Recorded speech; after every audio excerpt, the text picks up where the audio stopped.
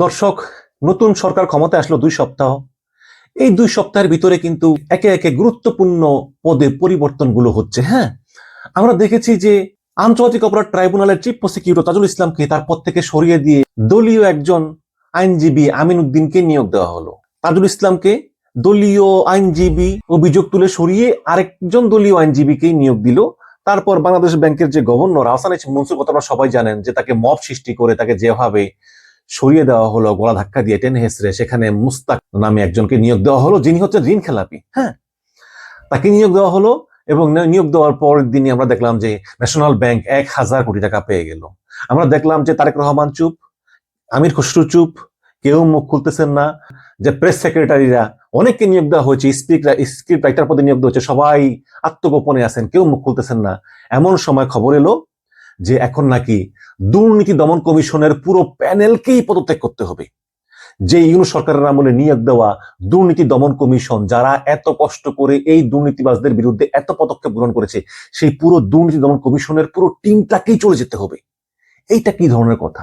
এটা কোন ধরনের প্ল্যান আপনি বলেন তো? এই যে আমি যুগান্তর থেকে পড়ে শোনাই যে আজই পদত্যাগ করছেন দুদক চেয়ারম্যান এবং কমিশনাররা। দুদক চেয়ারম্যান হচ্ছেন ডক্টর এম এ মোমেন। এখানে লিখেছে যে অন্তর্বর্তীকালীন সরকারের সময় নিয়োগ পাওয়া দুর্নীতি দমন কমিশনের চেয়ারম্যান ডক্টর এম এ মোমেন এবং অপর 2 কমিশনার কি আজই পদত্যাগ করবেন? কয়েকদিন ধরে তাদের বিদায়ের গুঞ্জন শোনা যাচ্ছিল। আসলেই কি গুঞ্জন না সত্যি তা জানতে দুদক চেয়ারম্যান ডক্টর এম এ মোমেনের সঙ্গে কথা হয়। তিনি সেগুনবাগিচায় দুদকের প্রধান কার্যালয়ে সকাল থেকেই অফিস করেন। জানা গেছে দুদক কর্মকর্তাদের সিনিয়রিটি সহ দাপ্তরিক কিছু গুরুত্বপূর্ণ ফাইলেও সই স্বাক্ষর করেন তিনি। দুদকের চেয়ারম্যানের কাছে প্রশ্ন ছিল, আপনি এবং আপনার কমিশনকে কি সরকারের পক্ষ থেকে পদত্যাগ করতে বলা হয়েছে? জবাবে দুদক চেয়ারম্যান বলেছেন যে এটা আমি শুনেছি, তবে আমি তা আমাদের দুর্নীতি দমন কমিশনের যে ক্যাবিনেট সেক্রেটারি আছে তার মুখ থেকে আমি সরাসরি শুনতে চাই।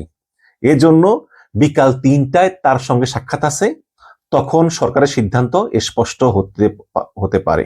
ডক্টর ইউনূস সরকার নেতৃত্বাধীন অন্তর্বর্তীকালীন সরকার 2024 সালের 12ই সেপ্টেম্বর চুক্তিভিত্তিক নিয়োগপ্রাপ্ত সিনিয়র সচিব doctor M A মোমেনকে Dudok chairman পদে নিয়োগ দেয়। কমিশনের অপর 2 সদস্য হচ্ছেন অবসরপ্রাপ্ত জেলা জজ মিয়া মোহাম্মদ আলী আকবর আজিজি এবং brigadier general Hasan Ahsan Farid. Commissioner হিসেবে নিয়োগ পান 2024 সালের 10 ডিসেম্বর। এর মধ্যে আলী আকবর আজিজি যোগদান করেন 11 ডিসেম্বর এবং হাসান আহসান ফরিদ যোগদান করেন 15 ডিসেম্বর। প্রসঙ্গত, তৎকালীন বিএনপি জামাত সরকার দুর্নীতি দমন ব্যুরো বিলুপ্ত করে 2024 সালের 21 নভেম্বর স্বাধীন দুর্নীতি দমন কমিশন গঠন করে এবং বিএনপির পক্ষ থেকে নিয়োগ দেওয়া হয় দুদক কমিশনার হিসাবে বিচারপতি সুলতান, কমিশনার হিসাবে ঢাকা ভার্সিটির সাবেক ভিসি মনিরুজ্জামান মিয়া এবং অডিটর মনির উদ্দিনকে। 2007 সালে জরুরি সরকার রাষ্ট্রের দায়িত্ব নিয়ে বিএনপি সরকারের নিয়োগ পাওয়া চেয়ারম্যানের সব কমিশনার সহ সবাইকে সরিয়ে দেয়, দিয়ে সাবেক সেনাপ্রধান লেফটেন্যান্ট জেনারেল মসুদ চৌধুরীকে চেয়ারম্যান, জেলা জজ হাবিবুর রহমানকে এবং অডিট বিভাগের মঞ্জুর মানানকে কমিশনার পদে নিয়োগ দেয়। আওয়ামী লীগ 2008 সালে আবার জাতীয় নির্বাচনে বিশাল জয় পেয়ে জরুরি সরকারের নিয়োগ দেওয়া কমিশন ভেঙে দেয়। তবে চেয়ারম্যান সাবেক সেনাপ্রধান লেফটেন্যান্ট জেনারেল হাসান মসুদ চৌধুরীকে পদত্যাগ করতে 3 মাস সময় বেঁধে দেওয়া হয়। উল্লেখ্য যে 2009 সালের পর থেকে 2024 সালের 5 আগস্ট পর্যন্ত আওয়ামী সরকারের পতনের আগ পর্যন্ত আওয়ামী লীগ সরকার তাদের পছন্দের লোকদেরকে স্বাধীন দুর্নীতি দমন কমিশনের চেয়ারম্যান এবং কমিশনার পদে নিয়োগ দেন। তাহলে আমরা দেখতে পেলাম যে 2004 সালে বিএনপি সরকার দুর্নীতি দমন কমিশন গঠনের পর থেকে যতগুলো কমিশন এসেছে সব কিন্তু সরকারের পছন্দে এসেছে। তবে এর ভিতরে সেই 111 যেই সরকার, মানে ফখরুদ্দিন মহিউদ্দিন সরকার সেই সময় এবং ইউনূস সরকারের সময়ে তারা নিরপেক্ষ লোকদেরকে নিয়োগ দিয়েছে, যেহেতু তারা দলীয় সরকার না। বাকি সব বিএনপি, তারপরে আওয়ামী লীগ, তারপরে আবার বিএনপি, তারা সবাই দলীয় দুদক কমিশনার পদে নিয়োগ দিতে চায়। কেন চায়? এবং এই যে বিএনপির যে নোট অফ ডিসেন্ট গুলো আছে, যেমন জুলাই সনদের যে কিছু নোট অফ ডিসেন্ট আছে না, নোট অফ ডিসেন্ট হচ্ছে যে মানে জুলাই সনদের যে প্রস্তাবগুলোর সঙ্গে বিএনপি একমত না, সেখানে কিন্তু এই দুদকের স্বায়ত্তশাসনের বিষয় আছে এবং এই দুদক সরকারের থেকে পৃথক থাকবে, দুদক সরকারের কথা শুনতে বাধ্য না, দুদক থাকবে রাষ্ট্রপতির আন্ডারে। বিএনপি কিন্তু এটা বিরোধিতা করেছে। তার মানে আপনি যখন দুর্নীতি দমন কমিশনকে সরকার থেকে পৃথকীকরণের বিরোধিতা করতেছেন, তার মানে হচ্ছে যে আপনার কোনো সমস্যা আছে। হ্যাঁ, এখন আপনারা বলতেই পারেন যে ভাই বিএনপি দোষ করলো কি, সবাই তো এরকম দলীয় লোকই তো নিয়োগ দেয়, এটা তো বিএনপিও করছে, আওয়ামী লীগও করছে। ভাই সব করছে, কিন্তু এই যে 5ই আগস্টের যে গণ অভ্যুত্থান, এই গণ অভ্যুত্থানের ফলে যে ছাত্র জনতা জীবন দিল, এগুলোর চেতনার সঙ্গে তো এটা সাংঘর্ষিক, তাই না? আপনি ইউনূস সরকারের সব সরিয়ে দিবেন, গভর্নরকে পর্যন্ত আপনি সহ্য করতে পারলেন না, মব দিয়ে বিদায় করে দিলেন। এখন এই ডক্টর আব্দুল মোমেন এবং তার সব কমিশনাররা, তাদেরকে অলরেডি পদত্যাগ করতে বলা হয়েছে।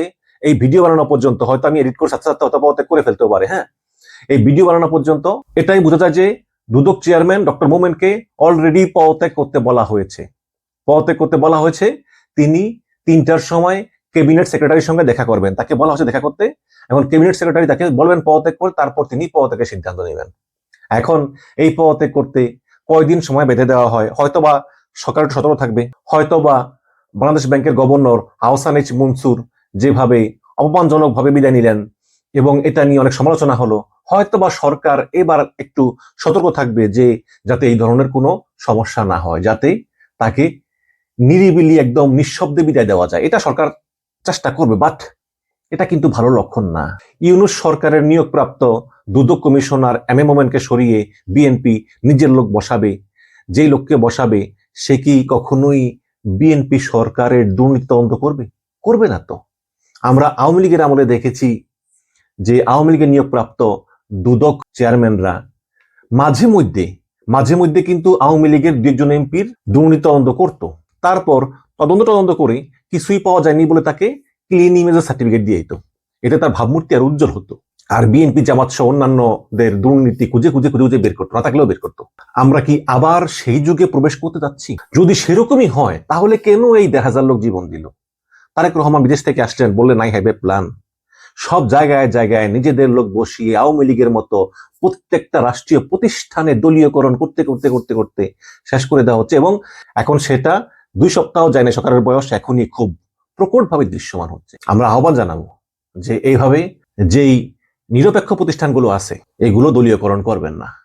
বাংলাদেশের রন্ধ্রে রন্ধ্রে দুর্নীতি শিরায় শিরায় পৌঁছে গিয়েছে। সেখানে অনেকে বলে যে দুদক হচ্ছে, মানে দুর্নীতি দমন কমিশন হচ্ছে একটা নখদন্তহীন বাঘ, এটার কোনো ক্ষমতাই নেই। এটা শুধু আছে, থাকার দরকার আছে, এবং এটাকে এই নখদন্তহীন বাঘ করে রেখেছে দলীয় সরকার। ইউনূস সরকার চেষ্টা করেছে যে 1.5 বছরে এটাকে একটু ঢেলে সাজাতে, কিন্তু সেই দলীয় সরকার এসেই বলা হলো যে আব্দুল মোমেন আপনি বিদায় নেন। কেন বিদায় নেব? কারণ আপনি ইউনূসের আমরা নিয়োগপ্রাপ্ত। এখন আমি থাকলে কি হবে? আপনি থাকলে বিএনপি সরকারের দুর্নীতি নিয়ে আপনি অনুসন্ধান করবেন, যেটা আমরা চাই না। ফলে তাকে পদ থেকে সরিয়ে দেওয়া হবে। এই হচ্ছে দর্শক অবস্থা। কি আর বলবো, কিছু করার নাই। আসলে আমাদের বোধহয় কপালটাই খারাপ, অভাগা জাতি। আমরা 1500 মানুষ জীবন দিলাম, 20,000 মানুষ পঙ্গু হলো, আহত হলো। কি পেলাম? শুধু প্রধানমন্ত্রীর পরিবর্তন পেলাম, এছাড়া কিছুই না। আর সব সিস্টেম ওই একইভাবে আছে। যেসব এলাকায় জামাতের লোকেরা এমপি হয়েছে, তারা এমপি হলে কি হবে? তারা তো ক্ষমতায় নেই, তারা চাঁদাবাজদের ঠেকাতে হিমশিম খাচ্ছে। কয়দিন তারা এটা করবে? 5টা বছরের জন্য তারা এমপি হয়েছে, তারা চাঁদাবাজদেরকে কয়দিন ঠেকিয়ে রাখবে? চাঁদাবাজরা তো সংঘবদ্ধ, তারা শুধু অসৎ মানুষ, টাকা পয়সা আছে। এই জামাত নেতারা কয়দিন চাঁদাবাজদেরকে ঠেকানোর জন্য এই মাঠে ঘাটে ভাড়া দিবে? সবার ধৈর্যেরও তো একটা সীমা আছে, তাই না? এই জন্যই বললাম আসলে আমরা অভাগা জাতি, আমাদের কোনো উন্নতি হবে না। দেখা যাক কি হয়। ভালো থাকবেন দর্শক।